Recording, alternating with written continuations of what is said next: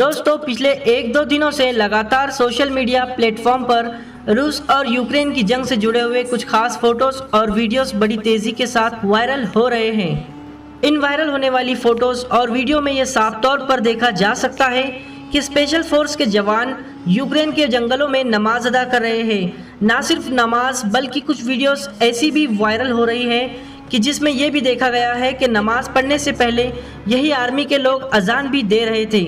मगर दोस्तों जैसे कि ये फोटोज वीडियोस पूरे सोशल मीडिया पर वायरल हुए, वैसे ही ज़्यादातर लोगों के दिमाग में तरह तरह के सवाल आने भी शुरू हो गए। क्योंकि सिंपल सी बात है, ना तो यूक्रेन एक मुस्लिम देश है और ना ही रशिया एक मुस्लिम देश है, तो आखिर ये मुस्लिम फौज जंगल में आई तो आई कहाँ से। तो चलिए जानते हैं कि आज की इस वीडियो में हम इसी स्पेशल फोर्स से जुड़े हुए सारे सवालों और जवाबों को ढूंढने की कोशिश करेंगे। हम आपको बताएंगे कि आखिर में ये मुस्लिम फौज कौन है, कहां से आई है, किसने भेजी है और आखिर इस फौज को भेजने का मेन मोटिव क्या है, मेन मकसद क्या है। सबसे पहले तो हम आपको बताते चले कि ये फौज कोई आम फौज नहीं बल्कि एक खास यूनिट है जिसको हंटर्स के नाम से जाना जाता है। ये फौज कितनी ज्यादा ताकतवर है इस बात का अंदाजा तो आप इनके फोटो से भी लगा सकते हैं। इसके अलावा बात करें ये फौज किस देश की है तो आपको बताते चले कि इस फौज का ताल्लुक चेचनिया के इलाके से है। चेचनिया एक ऐसा इलाका है कि जो ईस्ट यूरोप में रशिया के बॉर्डर पर ही मौजूद है और रशिया की गवर्नमेंट की तरफ से इसको कंट्रोल किया जाता है। आपको बताते चले कि इस छोटे से इलाके में रहने वाली ज्यादातर आबादी मुसलमानों की है। चेचनिया नाम से मशहूर इस छोटे से इलाके का जो हेड है, यानी इस पूरे इलाके पर जो राज करता है, उस इंसान को रमजान कादुरोव के नाम से जाना जाता है। मुझे उम्मीद है कि आप लोगों ने इस इंसान की तस्वीर सोशल मीडिया के किसी प्लेटफॉर्म पर पहले भी देखी होंगी। इस इलाके में रहने वाले लोगों को ऐतिहासिक तौर पर बहादुर लड़ाकू के तौर पर भी जाना जाता है।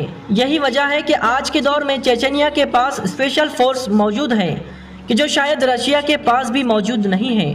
बल्कि कहा तो यही भी जाता है कि इस ताकतवर फौज को तैयार करने में पूरी तरह से पुतिन का ही हाथ है, यानी पुतिन ने ही पूरी तरह से इस फौज को ट्रेनिंग दिलवाई है। अब आप सोच रहे होंगे क्या आखिर मैं इस फौज को इतना ज़्यादा स्पेशल और इतना ज़्यादा खास क्यों बता रहा हूँ, तो आपको बताता चलूँ कि इसके पीछे वजह यह है कि एक ऐसी फौज है कि जिसको नॉर्मली लड़ने के लिए नहीं भेजा जाता है, बल्कि इसको जब भी कहीं पर भी भेजा जाता है तो एक खास बड़े मिशन के लिए ही भेजा जाता है।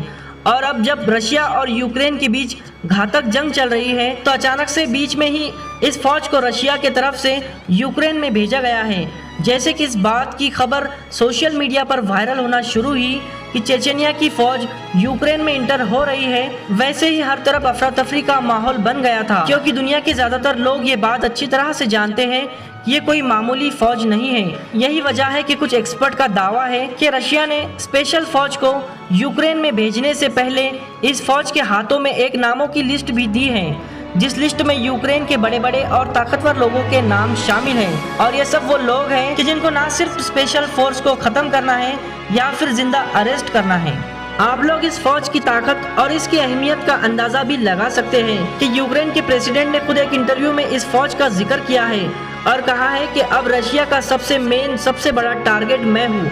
अब मुझको खत्म करने के लिए रशिया ने अपने सबसे बड़े हथियार भी भेज दिए हैं। यानी उनका इशारा पूरी तरह से हंटर की तरफ था। उनका मानना था कि हंटर्स मुझे ही टारगेट करने के लिए आ रहे हैं। इस फौज के चेचनिया से निकलने से पहले ही चेचनिया के हेड यानी रमजान का भी एक वीडियो सोशल मीडिया पर वायरल हुआ था, जिसमें वो साफ तौर पर यह कह रहे थे कि वो रशिया और सुप्रीम लीडर यानी पुतिन की मदद के लिए यूक्रेन में अपने 70,000 स्पेशल फौजी भेज रहे हैं। रशिया को किसी भी हाल में वो झुकने नहीं देंगे और यूक्रेन को हर हाल में झुकना ही होगा। तो दोस्तों ये था हंटर्स के बारे में और उस मुस्लिम फौज के बारे में सब कुछ।